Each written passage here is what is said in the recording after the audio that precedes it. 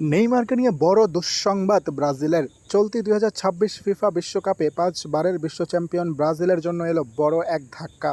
Calf injury থেকে পুরোপুরি সেরে না ওঠায় সেলেসাওদের পোস্টার বয় নেইমার জুনিয়র সম্ভবত চলতি বিশ্বকাপের গ্রুপ পর্বের বাকি ম্যাচগুলো থেকে ছিটকে গেছেন।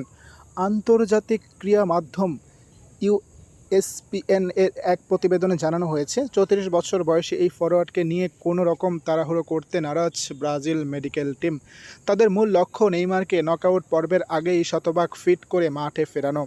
গত 17 মে সান্তোসের হয়ে খেলার সময় ডান পায়ের কাফে গ্রেড 2 পেশির চোটে পড়েন নেইমার। সেই চোটের বড় শঙ্কা নিয়েই তিনি শেষ পর্যন্ত ব্রাজিলের বিশ্বকাপ স্কোয়াডে অন্তর্ভুক্ত হন। New York Red Bulls training সেন্টারে সোমবারের অনুশীলনেও তিনি দলের সাথে মূল মাঠে নামতে পারেননি, বরং জিম ও পুনর্বাসন প্রতিক্রিয়ার মাঝেই সীমাবদ্ধ ছিলেন। প্রতিবেদন অনুযায়ী নেইমারের ইনজুরির বর্তমান অবস্থা মূল্যায়নের জন্য আবারও নতুন করে মেডিকেল পরীক্ষা করা হয়েছে।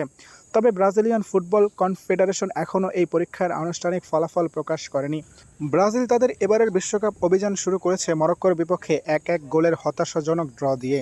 সেই ম্যাচে নেইমার বদলি খেলোয়াড়দের তালিকায় থাকলেও দলের অফিসিয়াল ম্যাচ কিট পরে মাঠে নামেননি, যা তার ইনজুরির গভীরতা তখনই স্পষ্ট করে দিয়েছিল। বর্তমান পরিস্থিতি বিবেচনায় নেইমারকে গ্রুপ পর্বের বাকি 2 ম্যাচ 20 জুন হাইতি এবং 24 জুন স্কটল্যান্ডের বিপক্ষে সম্পূর্ণ বিশ্রামে রাখা হতে পারে। প্রধান কোচ কার্লো আনচেলোত্তি নেইমারের দলে থাকা এবং তার ভূমিকা নিয়ে বলেন, নেইমার যত দ্রুত সম্ভব সুস্থ হওয়ার জন্য কঠোর পরিশ্রম করছে।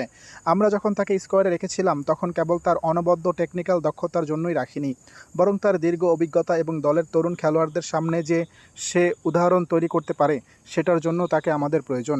বিশ্বকাপের এই গুরুত্বপূর্ণ মুহূর্তে নেইমারের অনুপস্থিতিতে সেলেসাওদের আক্রমণ ভাগের গুরুদায়িত্ব এখন প্রথম ম্যাচে সামলাতে হবে রিয়াল মাদ্রিদ তারকা এই মহাতারকাকে ছাড়া হাইতির বিপক্ষে ব্রাজিল ঘুরে দাঁড়াতে পারে কিনা সেটাই এখন দেখার বিষয়।